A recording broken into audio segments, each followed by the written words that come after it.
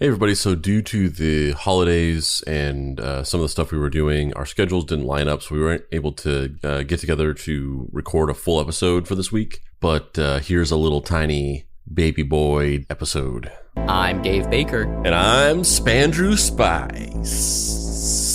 Welcome to Deep Cuts, the podcast where we pick a topic and then walk you through the ins, the outs, and the nitty-gritty, so you can appear like an interesting and idiosyncratic person at your next forced social function. Today's topic is... the Jersey Devil. What is the Jersey Devil? Well, he's one of the world's most famous cryptids, from an old wives' tale to a global phenomenon. Today, we're going to examine the origins, permutations, and legacy of one of the world's most beloved and feared New Jersey residents.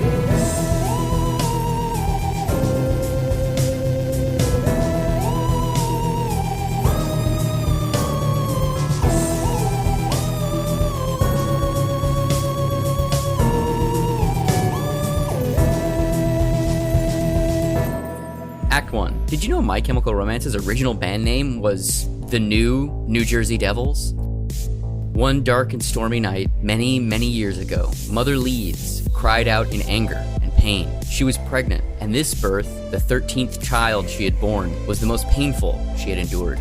As the infant tore at her in its quest to leave her body, she screamed out 5 fateful words. Let it be the devil. Perhaps the Lord of Darkness heard her, because the cursed baby sprouted bat wings and a forked tail as it exited the womb. The midwife cried in terror at the baby's face. It had the eyes and horns of a goat. Greatest of all time, baby. Greatest of all time. 12 children roamed the village of Leeds Point in the early 1700s. The townsfolk would smile at any of these Leeds children as they passed by. They were happy peasant kids, always ready with a smile and a melodic hello. Everyone wondered how good children could possibly be the offspring of Mother Leeds, the matriarch of the town, a bitter, resentful woman. She was often seen berating her husband, a man more often drunk than not, and complaining about everyone in the village. It was believed that she spent her nights under the full moon with the devil himself. And perhaps she did, as her 13th child was born a monster and has been terrorizing the area ever since. Under that full moon, she met up with the devil, and to quote a great man, the devil said, "We gon' fuck." Reports of a winged creature standing on 2 hoofed feet began almost immediately, as the satanic offspring of the wicked Mother Leeds found a need to feed. I'm feeling a need for feed. Hell yeah, top devil. Jersey gun, top devil, that doesn't, I got nothing. Highway to the river Styx. Not able to suckle at the teat of his mother, the creature was bound to ravage the countryside. Livestock, pets, and small prey were found shredded and devoured. People grew fearful of the shadows, lest they grow wings and fly, or even more terrifying, fly towards them. Was Mother Leeds a witch? Speculation on this spread throughout the village, like an infected rat, poisoning many against her. Her fits of anger, her mysterious disappearances, and the strange disasters that seem to haunt the town fit this theory. Giving birth to the Jersey Devil, a winged monster able to kill and destroy at will, seemed to make perfect sense. If she was a witch, then her child was likely the cursed son of the devil. Cloven feet, a goat's head, large bat wings, a forked tail, and blood-curdling screams could easily be the product of such an unholy union. So the question is, was Leeds Point cursed? Before Mother Leeds, the land belonged to Daniel Leeds, a surveyor from the British Crown. In 1687, Daniel published astrological symbols in his almanac, symbols called blasphemous by his fellow Quakers. The more his neighbors complained, the more his publishing filled with demonology and the occult. Did he meet with Satan? Is it possible that he introduced his family to witchcraft, maybe leading Mother Leeds to Satan himself? His son, Titan Leeds, continued publishing his father's strange writings, and the almanac became so popular, it competed with another rival publisher, Ben Franklin. Franklin published a prediction of Titan's death, starting a war of words. He continued his battle, claiming that Titan had indeed died, and it was a ghost that was printing this almanac. I kind of love that idea. Fucking got him. You ain't Titan Got Leeds, him. you a ghost. You're a fucking... Listen, Titan Leeds, he fucking died, and a ghost is publishing this, which at one point, by one point is like a vicious roast, but also by another is just badass. Like, that's dope. There's a fucking ghost printing writing an almanac. That's the shit. Yeah, I love it. I fucking love it. This was like the Eminem MGK feud of this time. Just two white dudes laying into each other. Does that make Titan MGK or Eminem? I feel like he's probably MGK, right? Yeah, he's MGK for sure. Titan began to post his family crest inside the almanac, a bat-winged, dragon-like creature standing on two legs, commonly called a werven. This crest seemed almost identical to the Jersey Devil. Was there a history of monsters in the Leeds family?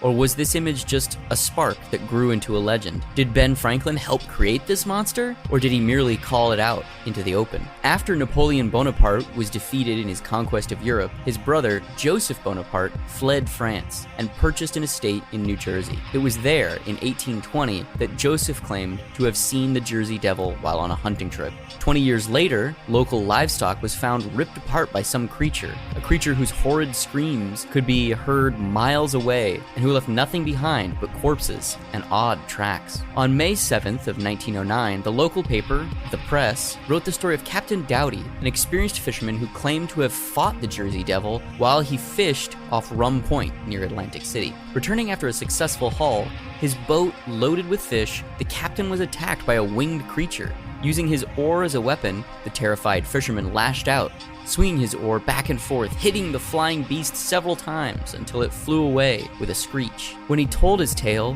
he made sure to say that he almost didn't survive the battle. Was this the Jersey Devil simply hungry for fish, and a boat filled with them that made the creature bold enough to attack? Or was it really the sea captain the beast was after in the first place, hungry for a taste of human flesh? Or was it a fucking owl? Yeah, or was it, I don't know, like a hawk? Here's a question, because this is really interesting. Just sort of seeing this laid out like this I'm really thinking about this for the first time.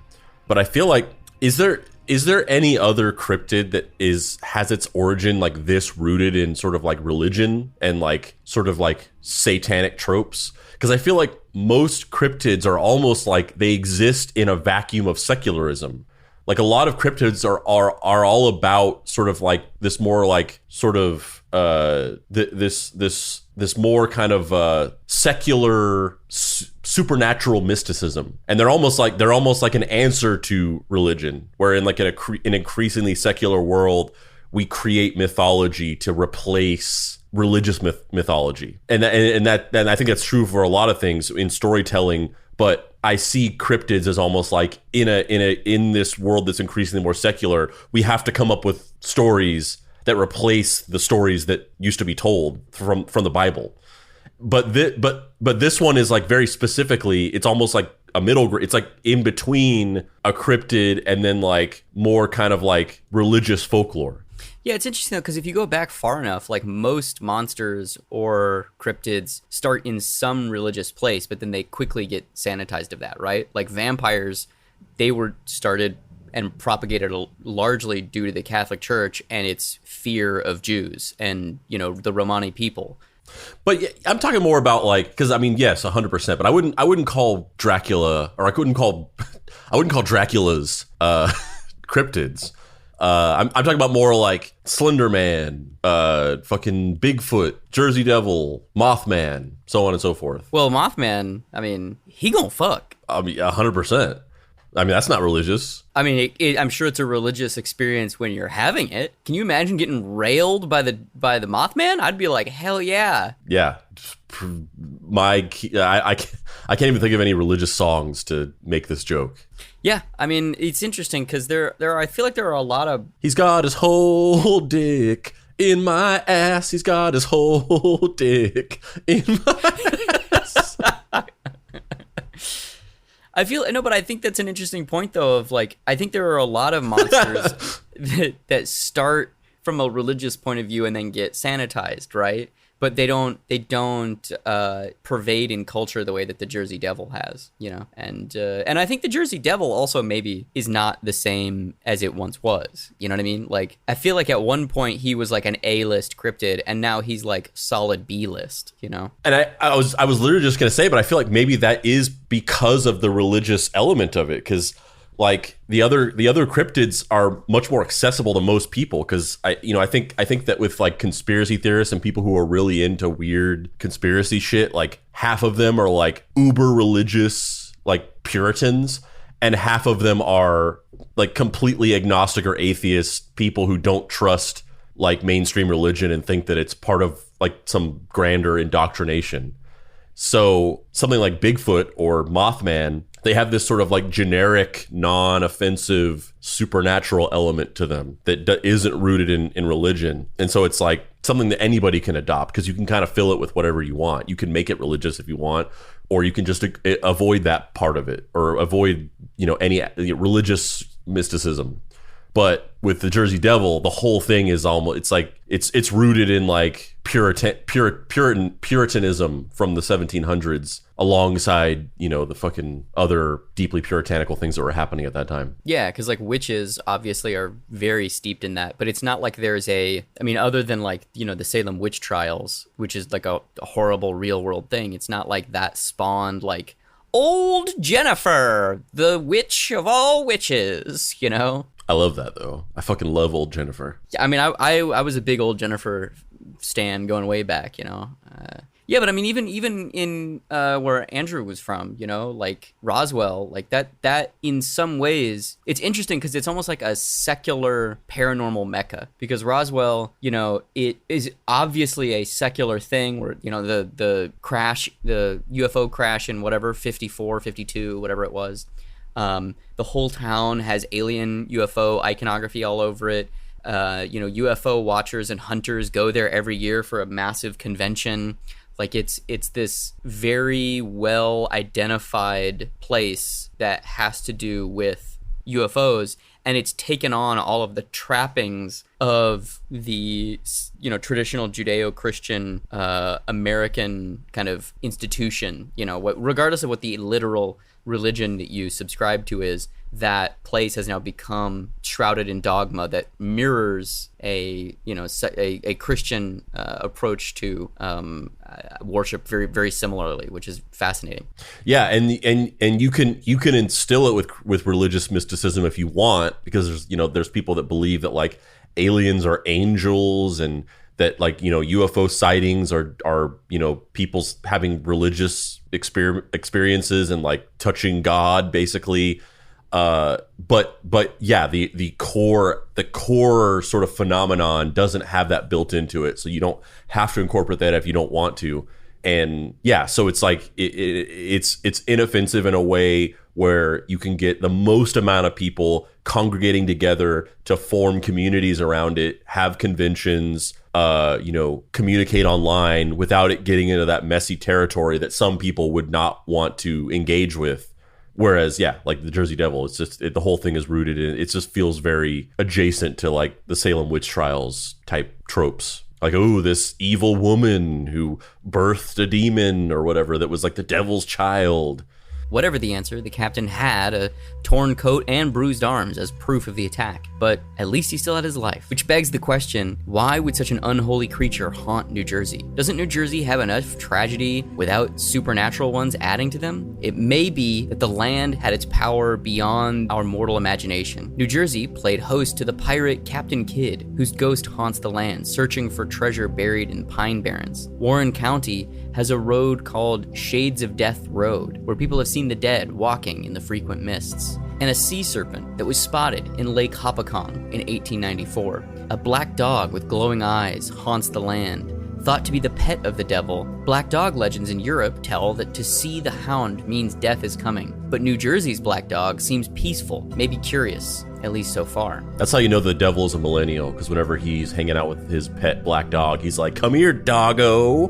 Come here, puppers. Hashtag adulting. Ghosts and demons seem to choose this land, and tragedy haunts this original colony of the United States. The Nixon Nitration Works explosion in 1924 that entirely destroyed the town of Nixon, the Hoboken dock fires in 1900 that killed more than 300 people, and of course, the famous Hindenburg disaster in 1937. Is this land cursed, inviting bad luck and evil spirits? Is the Jersey Devil a natural product of this land filled with darkness? New Jersey was the home to a large population of Native Americans before they were decimated by disease brought by early Europeans. Those remaining often found themselves competing for land and resources with foreign guests, often with bloody results. It is possible that the land holds ghosts of these tragedies, that a spiritual force binds good and evil to the barrens of New Jersey. Perhaps the devil himself walks the land, feeling the power of darkness as if it was his home. Or people saw some fucking owls.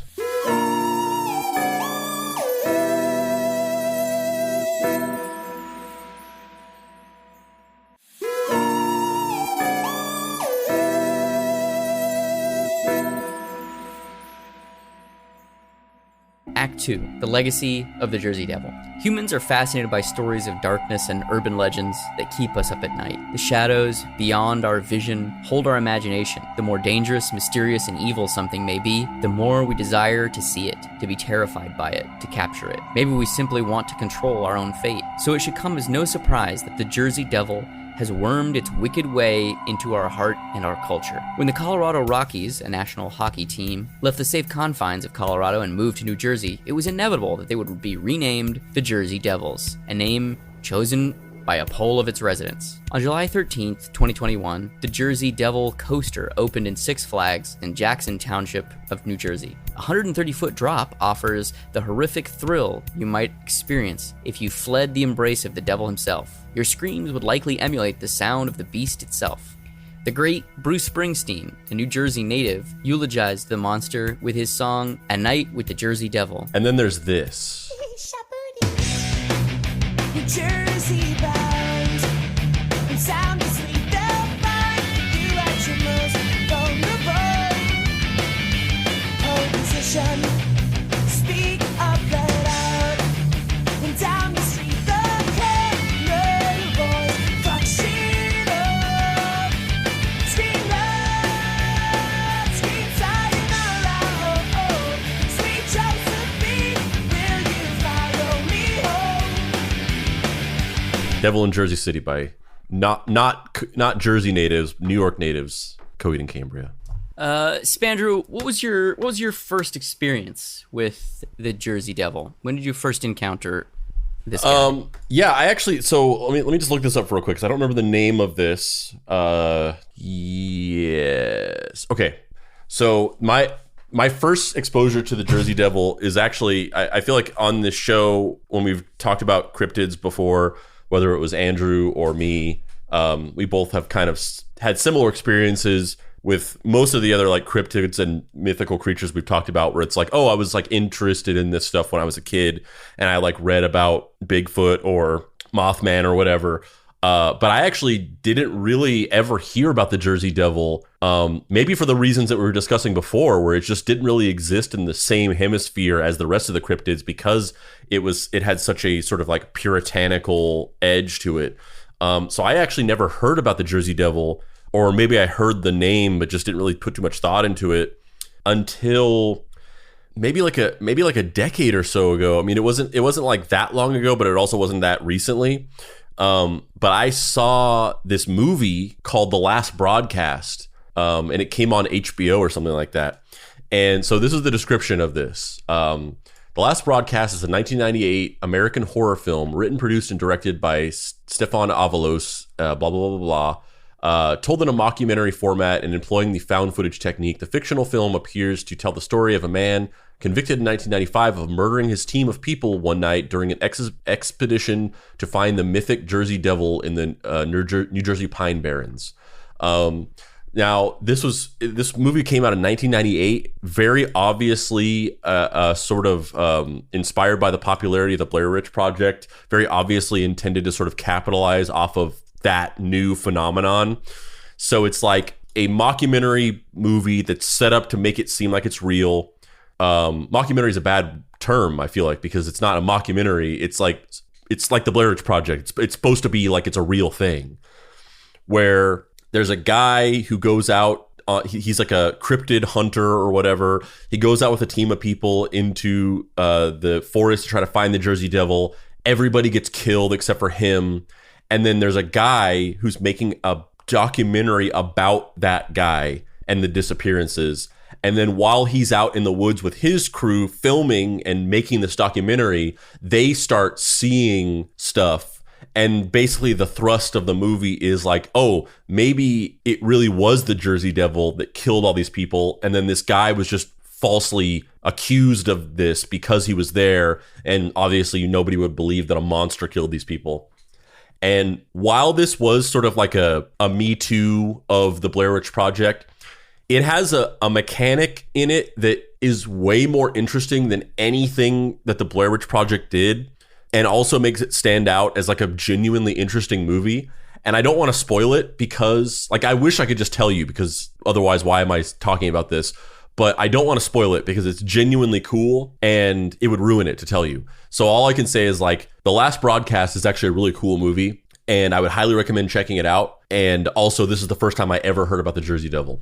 And it was like in 2008 or something. Yeah, my exposure to the Jersey Devil comes from the hockey team.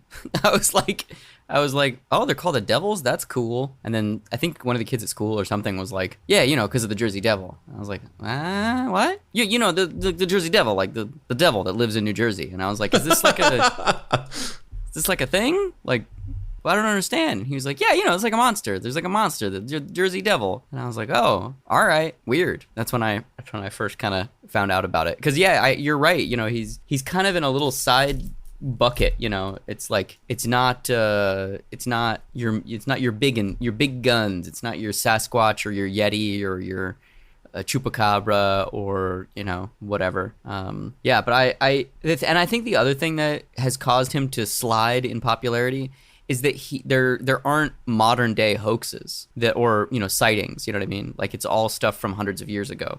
There's every once in a while there's a guy that's like, I done saw the Jersey Devil, and you're like, did you though? Yeah, well, as I kept alluding to, like, because there have been some modern day sightings. Like, there's a History Channel mini documentary about a specific sighting in like the early 2000s that kind of like re-sparked interest in the Jersey Devil. But like, you watch it and you're just like, yeah, you saw an owl. Like, you just saw a fucking owl. That's it. Well, especially because like a lot of the stuff with both the Jersey Devil and black dog sightings too is like, they done that had eyes that glowed.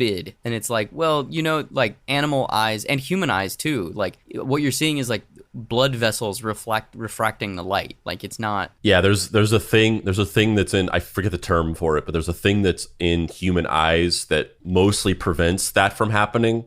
Like, it still happens sometimes, but we have a thing in our eyes that makes it where we don't get that red glow in the light. But animals don't have that. So when you flash lights in an animal's eyes, they glow the color of the light. Yeah, I mean, it's fascinating though, the way that these kind of ideas spread and evolve, and how the Jersey Devil, Sasquatch has been twisted and mutated into 100 different things. And we did a whole episode about the initial, the Zapruder film of the Sasquatch that, if the listener hasn't heard, they should. It's a very interesting episode all about how Sasquatch fever really took off. But like, Jersey Devil doesn't really have that. It doesn't have a modern day standard bearer. It doesn't have somebody who's like picked up the cause of the Jersey Devil and been like, we're going to make this guy popular now and make a bunch of money off of him. Which I think is because of what we were saying before, which is like the people who you in order to capitalize off of a cryptid, you sort of have to own the mythology, right? Like, all of the people who have popularized cryptids and become known as like foremost experts on those things invented a large chunk of the mythology. And you can kind of see that there's like a before and after, where it's like, this used to be one thing, and then this one specific person made up all of this mythology around it in order to become the expert. And that's what happened with the Mothman. The Mothman had like a very simple origin story, which was essentially just like some people saw some owls. And then this one guy wrote the Mothman prophecies, and he invented like 90% of the Mothman lore. With the Jersey Devil, John A. Keel, by the way, that's the writer's name. Yeah, with the Jersey Devil, you can't do that because it already has its own inbuilt mythology, which is just religion. It's a specific Christian folklore tale about the son of the devil. That you can't make up mythology around it.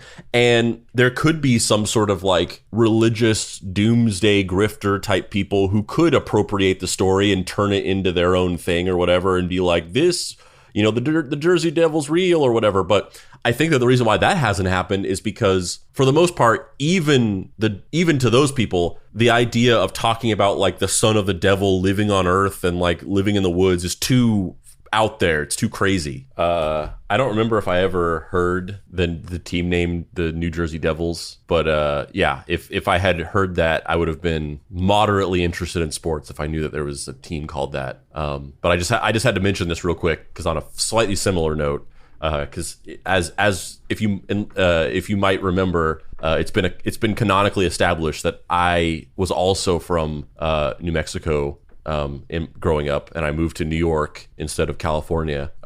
So whenever I was a kid, I was homeschooled, but before I was homeschooled, I went to an elementary school in Dexter, New Mexico, which is 30 minutes outside of Roswell. And looking back on it, I find it very surprising that this is even the case, because you would think that people would have an issue with this. But the mascot for my elementary school, which was the one elementary school in Dexter, New Mexico, there's only one, and we were the Dexter Demons.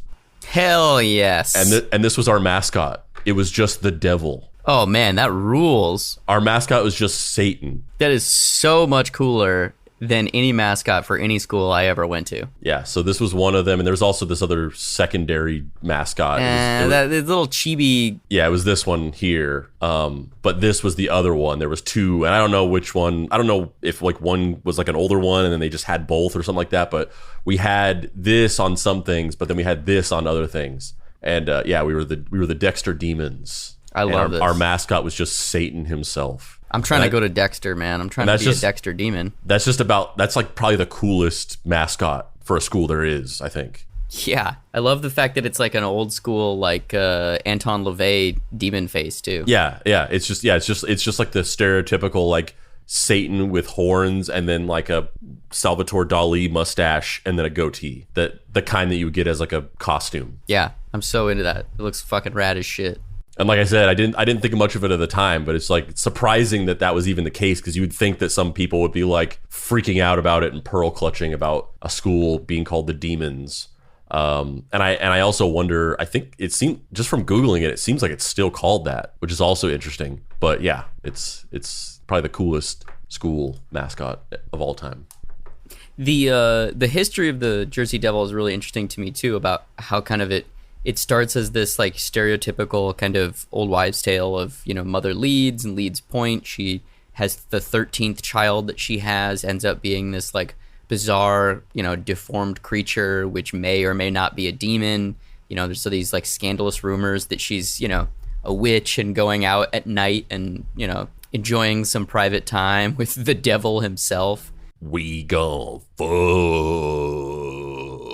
And then that folklore kind of catches on, and the idea of the Jersey Devil, this kind of like bastard son of Satan haunting the surrounding area of New Jersey, is also just really funny to me. And like, why would the devil be in New Jersey? It's like the Garden State. That's where the devil's gonna hang out. All right. I mean, and it's funny too, because I mean, obviously the entire story is rooted in this like misogyny of like this evil woman who just like brought Satan into our world with her womb or whatever.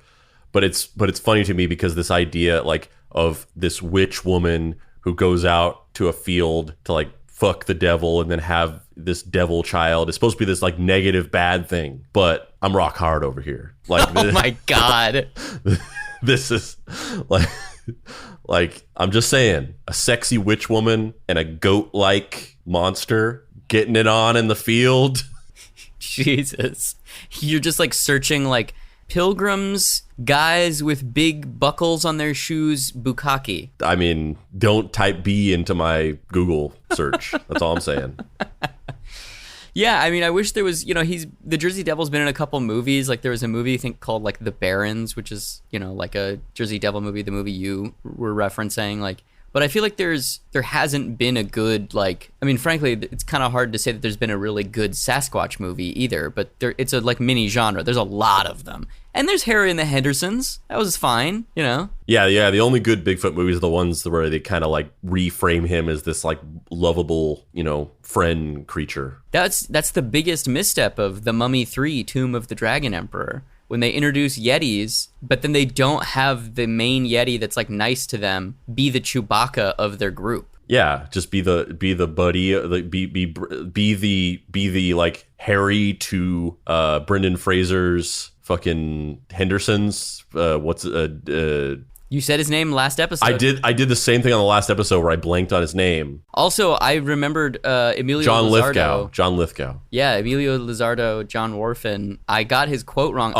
I know. I made the quote wrong the first time as a pun, and then I forgot the actual line because it's "laugh while you can, a monkey boy." And you said dance while you can, monkey boy. I said dance because we were talking about Footloose, and then the second time I was about to say dance while you can. I was about to say laugh while you can, monkey boy, but it came out dance again, and you can hear it in my voice every time I say dance while you can, a monkey boy. I'm trying to commit to the bit, but internally I'm dying because I can't remember laugh while you can, a monkey boy. Yeah, somebody pointed that out in the Discord, and I said that I don't think that Dave has ever actually gotten a quote from anything 100% correct in his entire life.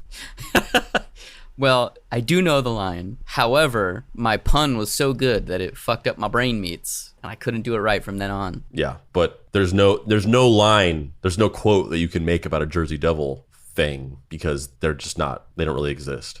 Although The Last Broadcast is a pretty interesting movie. I mean, how great would it be, though, if there was a trailer for the movie and it ends with the Jersey Devil goat man turning to camera and he goes like, I guess you might as well just be running with the devil.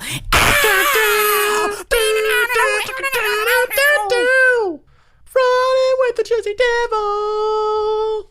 I live my life like there's no tomorrow. All I had to fuck the devil for. Like, imagine like it's CSI, but just starring the Jersey Devil, and it's called like New Jersey Major Crimes Unit. It's the Jersey Devil just solving crimes procedurally. Yeah, it's the Jersey Devil in hiding as a human. Oh, it's like one of those it's one of those procedural shows with that high concept, like Psyched or iZombie, where it's like I'm solving crimes, but I secretly have this power or whatever.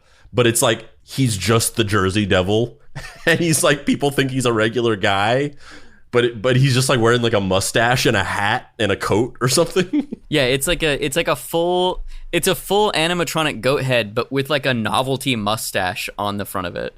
He's wearing like one of those Groucho Marx glasses, and he's selling it like everybody just thinks he's a dude. I would watch New Jersey Crime Unit, New Jersey Major Crimes. I would watch that. MGMC, man. You watching MGMC tonight? Hell yeah, baby. That's CBS must-watch TV. There's just all these boomers who just love the show, and there's like 12 seasons of it, and every episode is just the same, but it's just about the Jersey Devil, and it's like a really well done animatronic special effect. I love this idea. I love this idea so much. I would 100% watch the New Jersey Major Crimes Unit. NBC, CBS, ABC, get at me. Let's fucking do this shit. William H. Macy is the voice of the New Jersey Devil. That's perfect casting. I would watch this show. I would watch this shit out of this show. Spandrew, what are your closing thoughts on the Jersey Devil? Well, yeah, I mean, admittedly, I think that the Jersey Devil isn't quite as alluring as Mothman or Bigfoot. I think there's not as much there. I think that it really does come back to the fact that like it's an interesting case study in how too much specificity kind of, for lack of a better way of describing it, it makes a cryptid or like some kind of mythology like not as scalable in our sort of like current fandom culture, which we've talked about a lot, that like everything is just fandom culture now. it's just all about like communities of people splintering off into these hyper specific areas, and then like realizing that they're not that hyper specific. There's like millions upon millions upon millions of people who have that same exact interest, to the point where you can have this like relatively niche thing become this massively popular thing, and that extends out into pop culture, it extends out into politics, it extends out into religion. And the key here, which a lot of people have realized at this point, if you go back to the QAnon episodes, it was discussed in length, the fact that like the moment that QAnon took all of these conspiracy theories and made them kind of more generic and took out some of the specifics, took out some of the racism, like the overt racism and anti-Semitism, it kind of sanitized that a little bit, took out some of the like the religious undertones of it. It blew up and became this cultural phenomenon. The Jersey Devil just has too much of that stuff baked into it, to where it just never quite took off, I don't think. But there is a pretty cool movie based on the Jersey Devil called The Last Broadcast, which I'd recommend checking out if it's like streaming somewhere. You know what they say? Can't spell broadcast without broad. So get your broad together. Get your bros together. I don't know.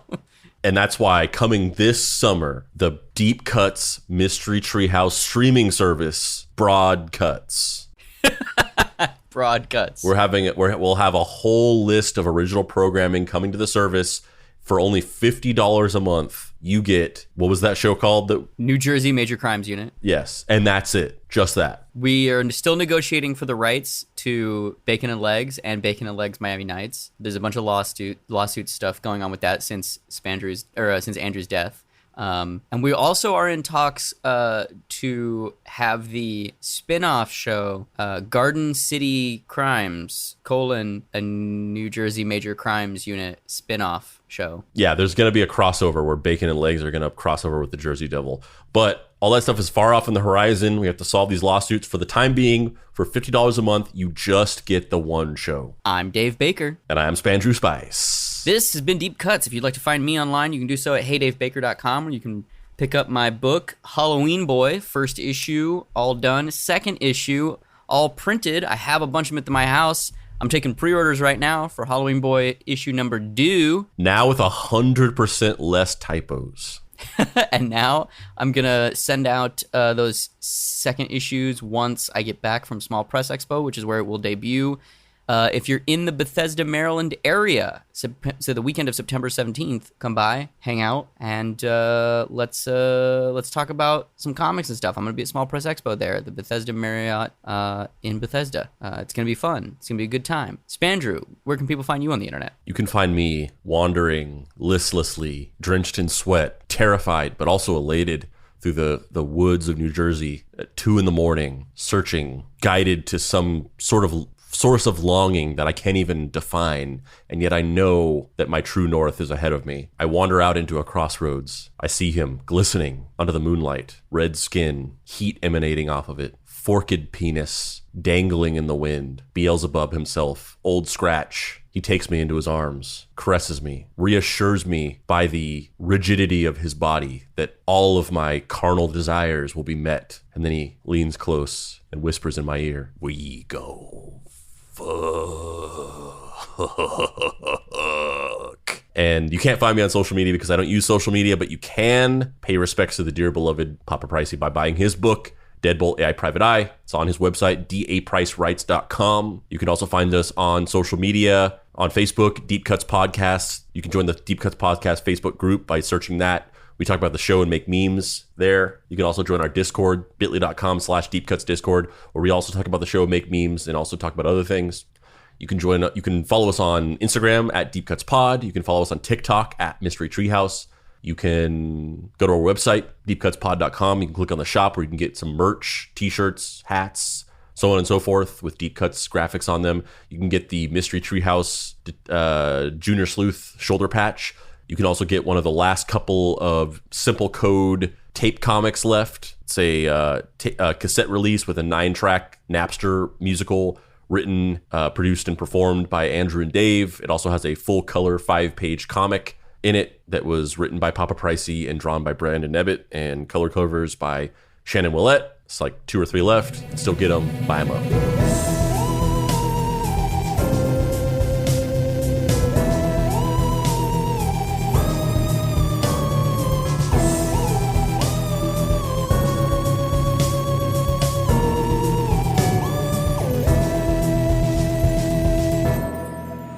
Cuts is a production by Boy Genius Media. If you'd like to find this show and others like it, please visit boygeniusmedia.com or deepcutspod.com. If you want to join in on post-episode discussions, please join the Deep Cuts Podcast Facebook group. Finally, subscribe to our YouTube channel for additional video content.